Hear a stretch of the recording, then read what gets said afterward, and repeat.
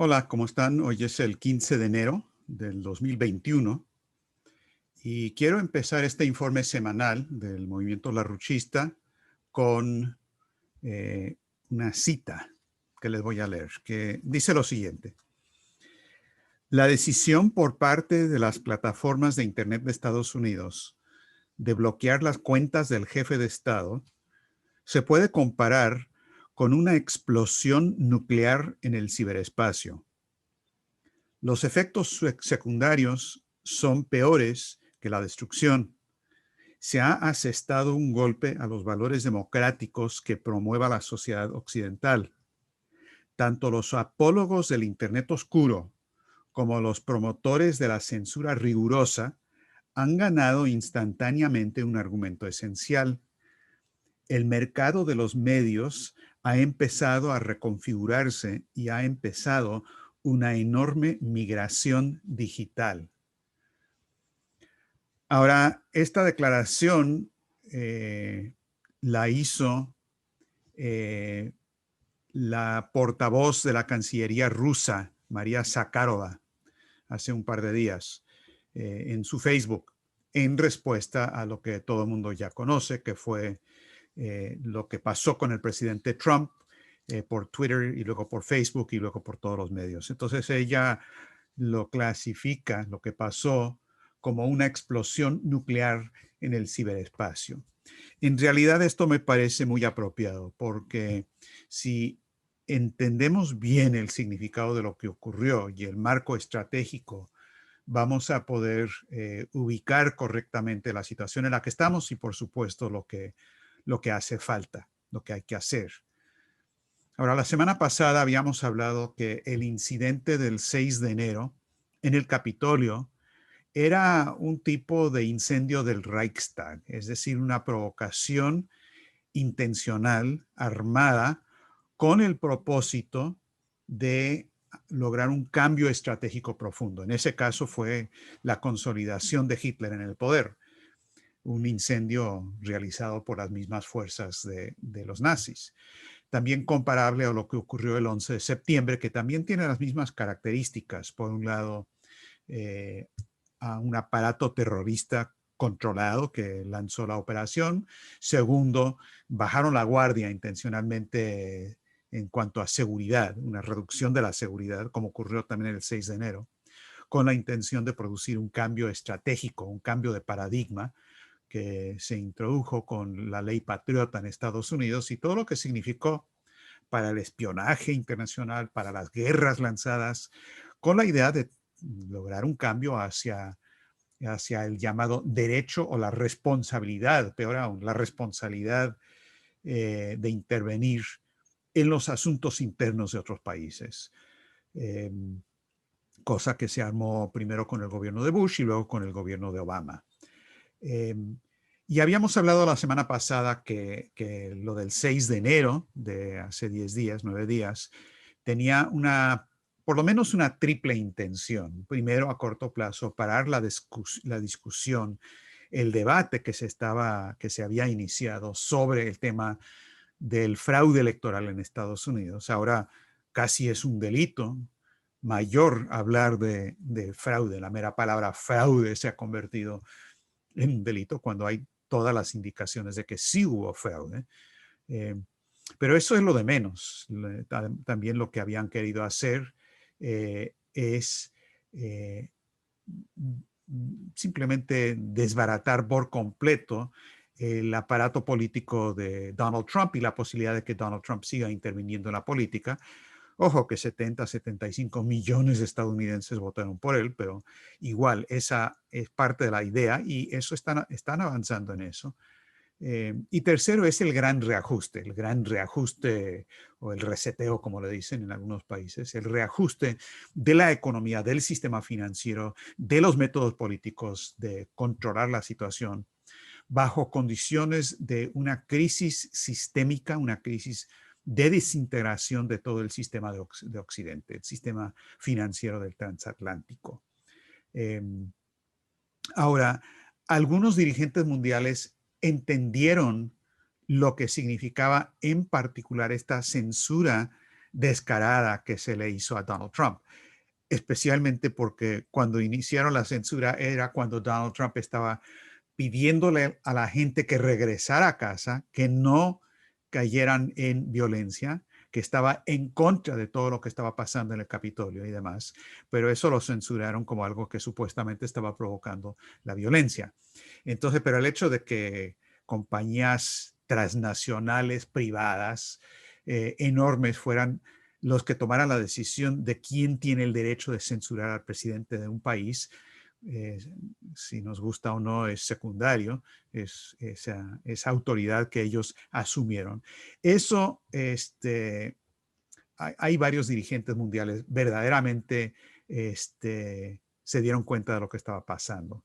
Uno de los cuales ha sido el presidente de México, Andrés Manuel López Obrador, que inmediatamente denunció que esto era una santa inquisición, que había gente que quería imponer un gobierno mundial y que esto formaba parte de esto y que esto simplemente no se podía permitir, que era inaceptable que un gobierno, que un ente privado asumiera lo que, en el peor de los casos, de limitar el derecho a la expresión, tiene que ser potestad de un gobierno, de un Estado nacional soberano. Y eso lo dijo claramente López Obrador. También se habían quejado otros, hasta Merkel en Alemania. Esta declaración de Zakharova me parece bien importante de la parte de los rusos. Pero lo de López Obrador tuvo un impacto importante dentro de Estados Unidos también, porque inmediatamente que nosotros nos enteramos de las declaraciones de López Obrador y que las había hecho en respuesta a una pregunta muy interesante, muy perspicaz del periodista Daniel Marmolejo en una de las mañaneras, pues inmediatamente nosotros tomamos una parte, un segmento de ese video de unos 3 minutos, le pusimos subtítulos en inglés y la misma noche del sábado, lo había dicho el viernes en la mañanera, López Obrador, el mismo sábado, en una de nuestras videoconferencias, reuniones grandes en Estados Unidos, pues presentamos y difundimos esa declaración de López Obrador con esos subtítulos. Y eso, claro, ha empezado a circular muy ampliamente. Lo retomaron gente como periodistas independientes como Glenn Greenwald y otros, y eso ha circulado de manera significativa. Y en parte como parte de este diálogo internacional entre fuerzas que se oponen a lo que significa este tipo de censura, Daniel Marmolejo me invitó a mí que participara en su edición de ese mismo día de Los Incorruptibles, cosa que hicimos con mucho gusto y creo que ayudamos con eso a que se conociera un poco más ampliamente, no lo que pasó, todo el mundo sabe lo que pasó, mucha gente se opone, sino el por qué, qué está detrás de esto, por qué está ocurriendo y qué es lo que hay que hacer. Ahora, López Obrador ha seguido hablando del tema y muy preocupado y muy correctamente. En la mañanera de ayer, del 14 de enero, López Obrador dijo, ante una pregunta sobre la censura, dije, mire, yo lo que considero es de que no puede haber un organismo particular que decida quitar el derecho que se tiene a la libre manifestación de las ideas. No puede haber un organismo particular, considero, en ninguna nación, en ningún Estado nacional, que se convierta en un órgano de censura. La libertad debe garantizarse. Si existe alguna regulación, esto corresponde a los Estados nacionales. No puede quedar en manos de particulares. Y luego, ante una segunda pregunta, López Obrador insistió que además de que iba a llevar la discusión al grupo de los 20, hay otros gobiernos y demás, dijo, miren, estos temas de los gobiernos legal y legítimamente constituidos, cómo una empresa se dirige en poder omnímodo absoluto en una especie de la Santa Inquisición sobre las expresiones, las manifestaciones, el derecho a ejercer la libertad. Bueno, muy buena pregunta, exactamente. Ahora, antes de pasar a discutir el cuadro estratégico como tal, quiero hacer un breve paréntesis, pero que me parece muy importante para poder abordar ese cuadro estratégico. Y es sobre este tema de la libertad de expresión, y si debe o no debe haber censura. Porque lo que dice López Obrador es cierto, que si hay cierta regulación, le corresponde necesariamente a los estados nacionales legítimamente constituidos. Pero aquí hay una pregunta fundamental, porque muy a menudo el tema de la libertad de expresión se habla en términos de una línea que va de blanco a negro y es cuestión de escoger qué posición en esa línea, qué punto de gris vamos a escoger. Si por un lado tenemos blanco, la libertad de expresión absoluta y total, que cualquier persona puede hacer y decir lo que se le pegue la gana, lo que dicen los libertarios totales, los que creen que el libertinaje es lo mismo que la verdadera libertad. Pero por supuesto, como les gusta presentar a los filósofos de tercera en las facultades de filosofía, me ha tocado, me imagino que algunos de ustedes también, donde plantean la famosa pregunta, bueno, pero la libertad de expresión también existe para una persona que se para en un teatro lleno de personas y empieza a gritar, fuego, fuego, fuego. Y pues claro, todo el mundo corre y varios quedan atropellados y mueren y todo lo demás.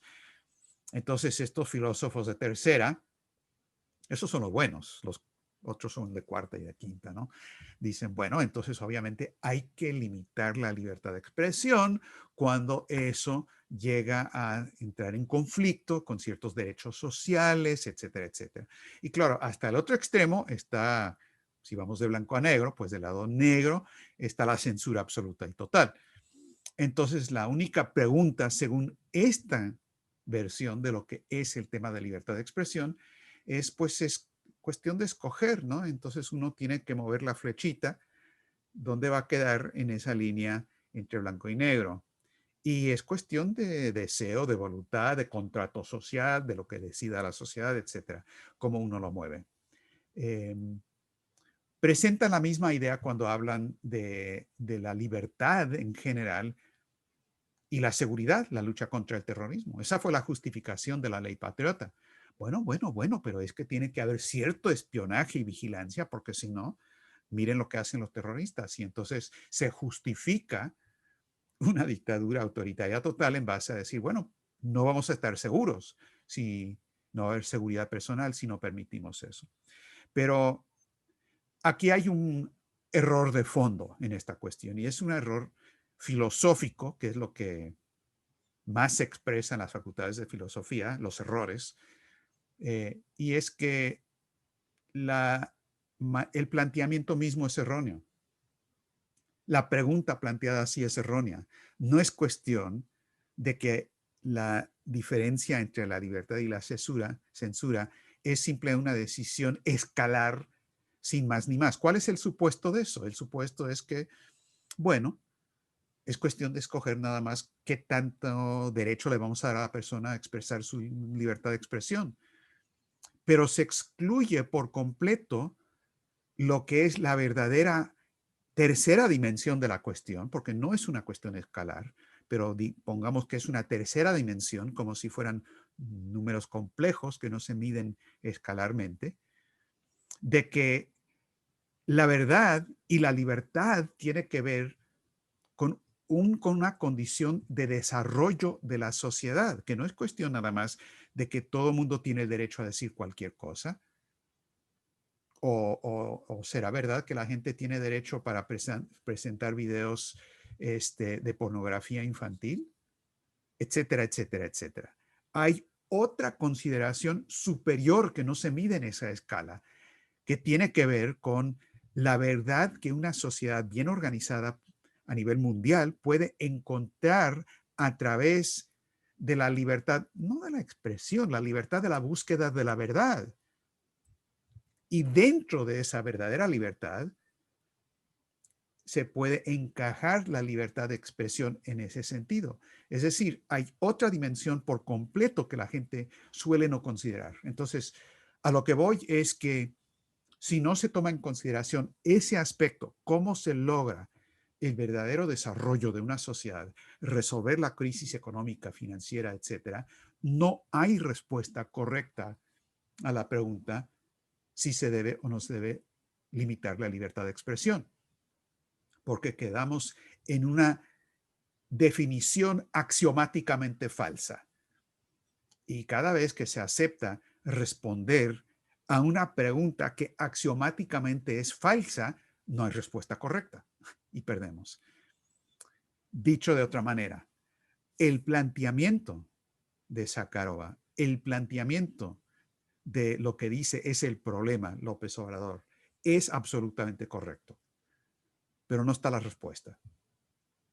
Y eso es fundamental, porque si no, no hay manera de resolver esto adecuadamente. No lo va a resolver el grupo de los 20, por más que López Obrador apele al grupo de los 20. Me parece muy bien, pero aquí hay un tema de fondo. A ver, ¿cuál es el tema de fondo? Es a lo que íbamos en la discusión de la semana pasada, de qué es lo que está detrás de este incidente organizado, de este incendio de Reichstag. ¿Qué es lo que están queriendo lograr? ¿Quién está detrás de esto y qué es lo que quieren lograr? Y esto tiene que ver con la cuestión fundamental planteada por Lyndon LaRouche en lo que probablemente es el pronóstico de todos los pronósticos de LaRouche, que fue en 1971, en que dijo, si no cambiamos este sistema financiero y económico en Occidente, si no hay un cambio, un golpe de timón, si no regresamos al verdadero desarrollo de alta tecnología, esto, señores, termina en fascismo. Y lo explicó. Y eso es lo que estamos viendo. Estamos ya en los momentos de finales de un sistema que se está desplomando, que para tratar de mantenerse requiere de la imposición de fascismo económico, como el reajuste del que se habla, y fascismo político. Y eso es lo que está detrás de este incidente del 6 de enero. Ahora, ¿qué es lo que ha ocurrido? Bueno, desde en esta semana hemos tenido el impeachment, el juicio político en contra de Trump. Y por supuesto, con todo lo que armaron en los medios, pues sí, la Cámara de Representantes hizo la acusación formal, porque eso es lo que es el impeachment. El impeachment, juicio político, no es la condena, es simplemente la acusación formal de que hubo un delito. Pero para hacer eso, se tiene que hacer un argumento. Bueno, el argumento es que eh, Donald Trump promovió intencionalmente la violencia porque agitó a la gente pidiendo que atacara al Congreso, al Capitolio. Y la cita específica que se usa para demostrar supuestamente que eso es lo que hizo Trump es, él dijo lo siguiente, tienes que pelear durísimo si quieres salvar al país. Ahora, es cierto que lo dijo ante un público que ya estaba muy organizado, con elementos infiltrados que ya estaban organizando la violencia, pero eso es lo que dijo Trump. Ahora, aquí han salido preguntas bien interesantes. Primero, no sé si saben, el presidente Trump el miércoles dio un discurso donde clara y explícitamente, de nuevo, se distanció de la violencia y dijo, estamos totalmente en contra de la violencia de la turba en cualquier situación, no importa. Ningún simpatizante mío jamás podría respaldar la violencia política y así por el estilo. Pero esto es más interesante que las meras declaraciones de Donald Trump, porque, por ejemplo, un periodista investigador periodístico en Estados Unidos, John Solomon, presentó la siguiente información, que el FBI, en sus propias palabras, documentos públicos, que la policía de la ciudad de Nueva York, en sus propias palabras, documentos públicos, 2 semanas antes de lo que ocurrió el 6 de enero, habían descubierto, porque estaba casi a flor de tierra, que se estaban organizando grupos para realizar violencia y violencia hasta incluyendo asesinatos en Washington. Estaban armándose, estaban hablando de quizás secuestrar a la gente todo se estaba organizando. Y tan es así que el FBI intervino para parar a varios individuos para que no pudieran llegar a Washington, D.C. en esa ocasión. Entonces, todo estaba organizado de antemano. Lo que también dice Solomon es que si vemos los tiempos de los diferentes videos que han surgido, la primera penetración del perímetro del Capitolio, que ya es una penetración, no del edificio, pero todo el perímetro donde estaba prohibido entrar, ocurre 20 minutos antes de que termine de hablar Donald Trump. Entonces Solomon se hace una pregunta que para mí es muy buena. ¿Cómo es posible acusar a Donald Trump de incitar violencia de la que se sabía pero no se había parado 2 semanas antes y que empieza 20 minutos antes de que él termine de hablar? Ahora, como les decía la semana pasada, yo sí creo que Donald Trump cometió errores. Yo sí creo que pisó el palito. No tanto por lo que hizo, sino por lo que no hizo. Porque obviamente tendría que haber sabido, o por lo menos imaginado, que le estaban tendiendo una trampa aquí y hubiera tomado las medidas para no pisar ese palito, cosa que no ocurrió. Pero de ahí a decir que él es el responsable del incendio de Reichstag o del 11 de septiembre, no, eso ya es otra cosa. Y eso es lo que está pasando. Entonces, muy bien, otro impeachment, tiene 2, y ahora esto, para que lo enjuicien, tiene que ir al Senado. Ahora, lo más probable es que eso no ocurra porque el primer día que va a llegar al Senado puede ser el 19 de enero, un día antes de la toma de posesión. La Constitución no permite realizar un juicio político de un funcionario público que ya no es funcionario público, ya habrá sido expresidente.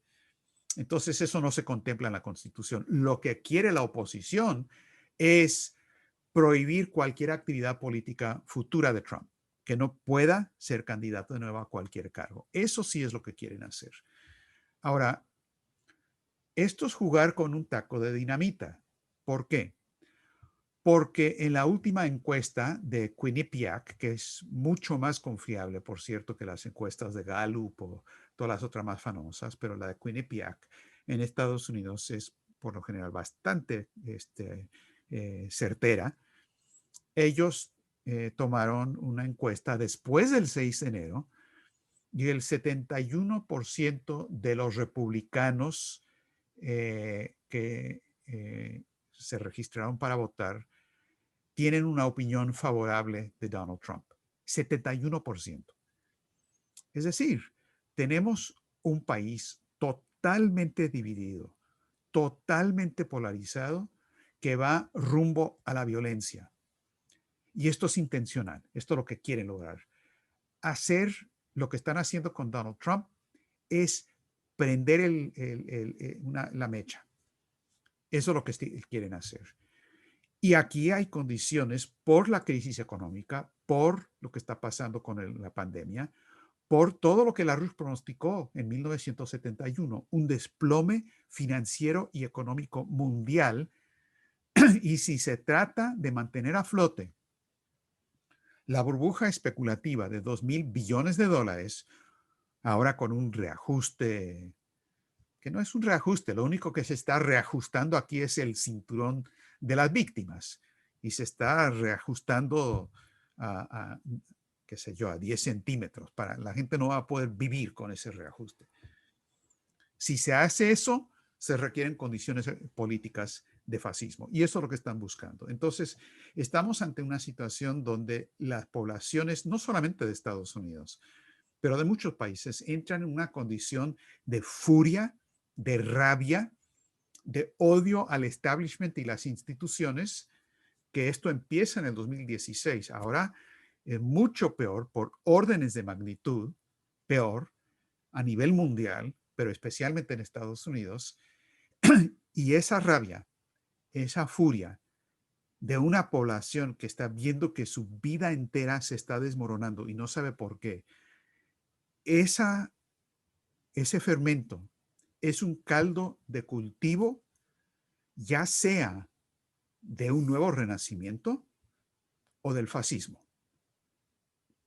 Esa misma furia y rabia anti-establishment puede ir en una dirección u otra. Y es a esto que se refería Federico Schiller cuando habló de la Revolución Francesa, que tenía todas las posibilidades de terminar bien como la Revolución Americana, pero se lanzó el terror jacobino, gracias a Bentham y la inteligencia británica, que son los que hicieron eso, y se desató una bestialización de la población y el asesinato a la gente que estaba tratando de promover una salida renacentista. Y como dijo Schiller, un gran momento encontró un pueblo pequeño. Y el resultado es el desastre, perdón, el desastre de la Revolución Francesa, el desastre del jacobinismo, el desastre de reemplazar el Renacimiento con la Ilustración, que es una idea contraria al Renacimiento, de la que surge la base filosófica de esta confusión de la que hablábamos hace un momento. Con su permiso.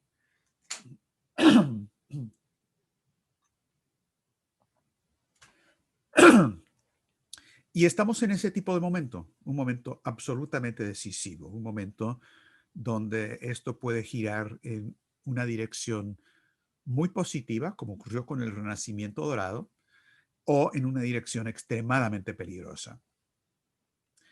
¿Cuál es la situación del mundo en vísperas de la toma de posesión de Donald Biden? Joe Biden como presidente de Estados Unidos este 20 de enero, donde se espera violencia. Se está programando violencia. Vamos a ver, pero se está programando. Bueno, ¿qué tenemos? Rápidamente. En Europa hay una destrucción tal de la economía física que, por ejemplo, esta semana hubo una situación de la red eléctrica donde casi hay una situación donde se viene abajo todo el sistema eléctrico del continente. ¿Por qué? Porque bajo condiciones de escasez o falta de electricidad, tiene que haber rápidamente, en cuestión de 20 a 30 minutos, un suministro rápido de electricidad adicional para que no se venga abajo y dañe el sistema eléctrico. Esto nos lo están explicando ingenieros que conocen el tema. Ahora, las nucleoeléctricas son muy buenas para eso porque el tiempo que se requiere para poner esa electricidad en línea es nada, cero instantáneamente. Las plantas en base a gas natural toman de 20 a 30 minutos. Se tiene que hacer en media hora máximo, 20 a 30 minutos. Esto es gas natural más o menos. Las basadas en carbón toma de 2 a 3 horas. Entonces, lo que está pasando en Europa, en Alemania, por ejemplo, este año, el 2021, como parte del gran reajuste y esta locura ambientalista verde, van a cerrar 3 de las 6 nucleoeléctricas que quedan en Alemania. Las 6 producen el 13% de la electricidad de Alemania. Van a, por lo tanto, eliminar entre 6 y 7% de la electricidad del país. Claro, lo pueden sustituir con molinos de viento, con energía eólica. Eso no va a ayudar bajo condiciones de crisis.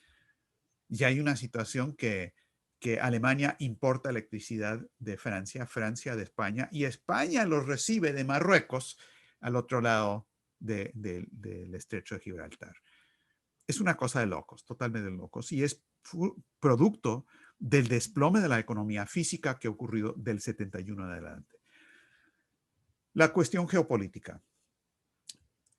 Si hay tanto interés en sacar a alguien de un cargo político en los últimos días del gobierno de Trump, que saquen por favor a Mike Pompeo antes de que desate una guerra termonuclear.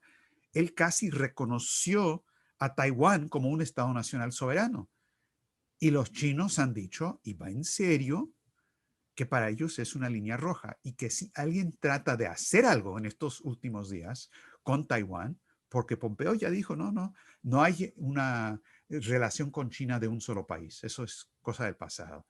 Si tratan de hacer algo, dicen los chinos, ellos van a responder y van a responder militarmente. Ellos no van a permitir que alguien tome una parte de lo que es China, o sea, Taiwán. Peligrosísimo. En el caso de Rusia, bueno, estamos ¿a qué? Casi a un mes, 3 semanas, de que venza el New START, el acuerdo de START.